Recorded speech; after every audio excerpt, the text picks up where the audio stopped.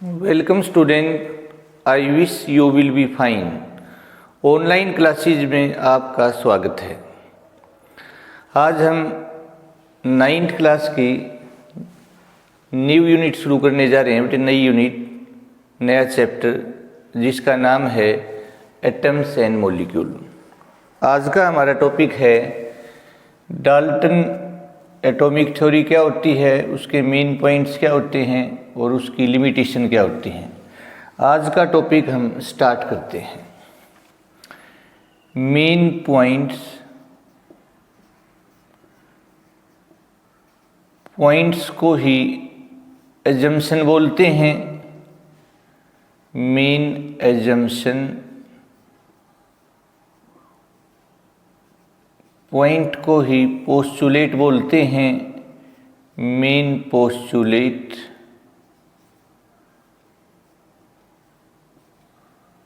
Properties कह सकते हैं, फीचर्स कह सकते हैं, कैरेक्टरिस्टिक्स कह सकते हैं ऑफ डाल्टन एटॉमिक थ्योरी। तो सबसे पहला पॉइंट है बेटा, atom is the smallest indivisible and structureless particle of matter. Atom matter का सबसे छोटा अविभाजित, इंडिविजिबल, जो डिवाइड नहीं होता बेटा, इंडिविजिबल, और स्ट्रक्चरलेस पार्टिकल जिसकी कोई स्ट्रक्चर नहीं होती। सेकंड बेटा, atoms of given element have identical property. एक जैसे एलिमेंट के जितने भी एटम्स होते हैं उन सभी की प्रॉपर्टी सेम होती है, आइडेंटिकल होती है, चाहे वो मास है, वॉल्यूम है, एक्सेट्रा।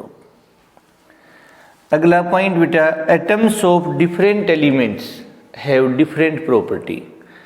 डिफरेंट एलिमेंट्स के एटम्स की प्रॉपर्टी डिफरेंट होती हैं, उनका मास भी डिफरेंट होगा, वॉल्यूम भी डिफरेंट होगा, साइज भी डिफरेंट होगा। Atom can neither be created NOR be destroyed. Atom को न तो हम पैदा कर सकते हैं, न ही एटम को हम नष्ट कर सकते हैं। एटम है वो कंजर्व्ड है बेटा, एटम इज कंजर्व्ड, और वी कैन से इनडेस्ट्रक्टिबल। एटम है वो इनडेस्ट्रक्टिबल है, इनडेस्ट्रक्टिबल है बेटा, नष्ट नहीं कर सकते। नेक्स्ट बेटा, when two different atoms combine to form compound in a simple fixed whole number ratio by mass. जब दो अलग अलग एटम्स या एलिमेंट बेटा कंबाइन करते हैं, कंपाउंड एटम बनाते हैं, तो वे ऐसा करते हैं simple fixed whole number ratio by mass. जैसे वाटर जो बना है बेटा हाइड्रोजन ऑक्सीजन से, तो दो हाइड्रोजन का मास 2 है बेटे, ऑक्सीजन का मास 16 है, तो ये 1:8 से बना है। कार्बन डाइऑक्साइड जो बनी है बेटा, कार्बन का मास 12 है, ऑक्सीजन का मास 32 है, 3:8 से बना है बेटा। सल्फर डाइऑक्साइड जो बना है बेटा, सल्फर का मास 32 है, O2 का भी 32 है बेटा, ये 1:1 से बना है, सिंपल है, होल नंबर है, फिक्स्ड है बेटा। SO3 की हम बात करें बेटे, सल्फर ट्राइऑक्साइड, सल्फर का मास 32 है, O3 का हो जाएगा 48 बेटा, तो ये 2:3 बेटा, इससे बना है। So these are some main points or main postulate salient features of Dalton atomic theory. तो नेक्स्ट हम बात करने जा रहे हैं बेटा लिमिटेशन। बेटा लिमिटेशन, लिमिटेशन कहो कमियां बेटा, ड्रॉबैक्स कहो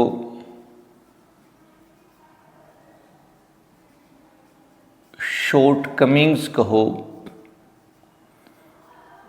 शॉर्ट कमिंग्स कहो,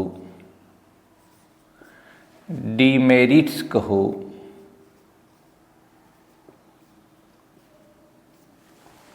डीमेरिट्स कहो,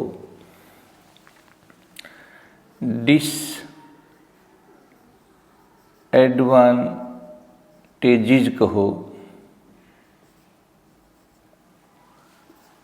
इनसिग्निफिकेंस कहो, सिग्निफिकेंसेस कहो, फेलियर कहो, लेक्यूना कहो ऑफ डाल्टन एटॉमिक थ्योरी। तो डाल्टन एटॉमिक थ्योरी की कमियां क्या हैं बेटा, लिमिटेशन क्या हैं?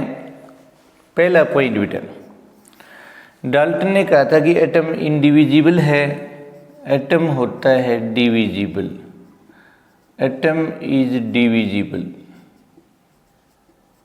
और डाल्टन ने कहा था एटम की कोई स्ट्रक्चर नहीं होती, atom has complex structure, it has complex structure. Complicated कहो बेटे, इसकी स्ट्रक्चर सिंपल तो नहीं होती लेकिन कॉम्प्लेक्स होती है बेटा, जिसमें न्यूक्लियस, एक न्यूक्लियर पार्ट है, आगे बताएंगे बेटा, और एक है एक्स्ट्रा न्यूक्लियर पार्ट जिसको ऑर्बिट कहते हैं। Number 2, atoms of given element may have different property. Same element के एटम्स की प्रॉपर्टी डाल्टन ने तो कहा था सेम होती हैं, लेकिन लिमिटेशन ये है कि एक जैसे एलिमेंट के एटम की प्रॉपर्टी अलग अलग भी हो सकती हैं। कैसे बेटा? उनको आइसोटोप्स बोलते हैं बेटा। जैसे हम कार्बन की बात करते हैं, कार्बन का मास 12 भी है, कार्बन का मास 13 भी है बेटा, और कार्बन का मास 14 भी है। तो हैं तो ये तीनों एटम कार्बन एलिमेंट के, लेकिन एटॉमिक मास अलग है बेटे। मास अलग है तो साइज भी अलग होगा, वॉल्यूम भी अलग होगा। ऐसे ही ऑक्सीजन बेटा 16 भी होता है, 17 भी होता है, 18 भी होता है। तो एक जैसे एलिमेंट के एटम की प्रॉपर्टी अलग अलग होगी। हाइड्रोजन है, जैसे एक मास है तो ड्यूटेरियम, दो मास है तो एक मास है तो प्रोटियम, सॉरी बेटा, दो है तो ड्यूटेरियम, तीन है तो ट्रिटियम। तीसरा पॉइंट बेटा, atoms of different elements may have same property. Dalton ने तो ये कहा था कि अलग अलग एलिमेंट्स के एटम की प्रॉपर्टी अलग अलग होती हैं, लेकिन डिफरेंट एलिमेंट्स के एटम की प्रॉपर्टी सेम भी हो सकती है। आइसोबार बोलते हैं, आइसोबार, यानी कहने का मतलब ये है बेटा कि डाल्टन है वो आइसोटोप्स, आइसोबार के बारे में कुछ नहीं बता पाया। एक आर्गन है, एक पोटेशियम है और एक कैल्शियम है बेटे। आर्गन का एटॉमिक नंबर 18 है, पोटेशियम का 19 है, कैल्शियम का 20 है बेटा, लेकिन मास इसका भी 40 है, मास इसका भी 40 है, मास इसका भी 40 है। तो अलग अलग एलिमेंट्स के एटम की प्रॉपर्टी सेम भी हो सकती है बेटा। फोर्थ पॉइंट बेटा, atom is no longer indestructible. Atom लंबे समय तक इंडेस्ट्रक्टिबल नहीं रहता बेटा। तो atom is no longer indestructible या कंजर्व्ड बेटा, इंडेस्ट्रक्टिबल। केमिकल रिएक्शन के लिए तो बिल्कुल ठीक बात है ये कि जितना मास रिएक्टेंट का होगा बेटा उतना ही मास प्रोडक्ट का होगा। जैसे हम बात करें बेटे, कार्बन प्लस ऑक्सीजन CO2 बना, ये केमिकल रिएक्शन है बेटा। कार्बन का मास 12 ग्राम है, O2 का 32 ग्राम है, इन दोनों का हो गया बेटा 44 ग्राम, और CO2 का मास भी 44 ग्राम है। लेकिन जब बात हम न्यूक्लियर रिएक्शन की करते हैं बेटा, deuterium plus deuterium to form helium बेटे, तो मास इसका 2 2 4, यहाँ भी 4 दिखाते 4 हैं बेटा, to obey the law of conservation of mass. लेकिन न्यूक्लियर रिएक्शन में प्रोडक्ट का मास हमेशा रिएक्टेंट के मास से थोड़ा सा कम होता है। in nuclear reaction mass of product is slightly less than reactant। तो एटम है वो लंबे समय तक इंडेस्ट्रक्टिबल नहीं रह पाता। केमिकल रिएक्शन के लिए तो इंडेस्ट्रक्टिबल है, कंजर्व्ड है, न्यूक्लियर रिएक्शन के लिए नहीं है। अगली कमी बेटा, the ratio in which different atoms combine to form compound atom may be complex. Different atoms combine करके जो कंपाउंड एटम बनाते हैं उसका रेशियो कॉम्प्लेक्स हो सकता है, जबकि डाल्टन ने सिंपल कहा था। कैसे बेटा? जैसे शुगर है बेटा, शुगर में हम देखें तो एक कार्बन के मोल का मास 12 होता है, तो 12 का 144 बेटा, एक हाइड्रोजन का 122 का 22, एक ऑक्सीजन का 16 बेटा, और 11 का 176। तो ये 72 रेशियो 11 रेशियो 88 आता है। It is complex ratio, complex ratio है। ऐसे बहुत कंपाउंड कैसे होता है भाई? मास, जबकि डाल्टन ने ये सिंपल कहा था बेटा। फिजिकल स्टेट्स ऑफ मैटर क्या होती है? It was not given by Dalton atomic theory, कि मैटर है वो सॉलिड लिक्विड गैस होता है, डाल्टन को नहीं पता था। सेम एटम्स कैसे कंबाइन करते हैं ये भी डाल्टन को नहीं पता था बेटा। How do gases combine? It was not given by Dalton. कैसे गैस कंबाइन करते हैं ये डाल्टन को नहीं मालूम था। एलोट्रोपी बेटे, एलोट्रोपी के बारे में भी डाल्टन को नहीं पता था बेटा। एलोट्रोपी आगे आप पढ़ोगे बेटा। एलोट्रोपी क्या होती है बेटा?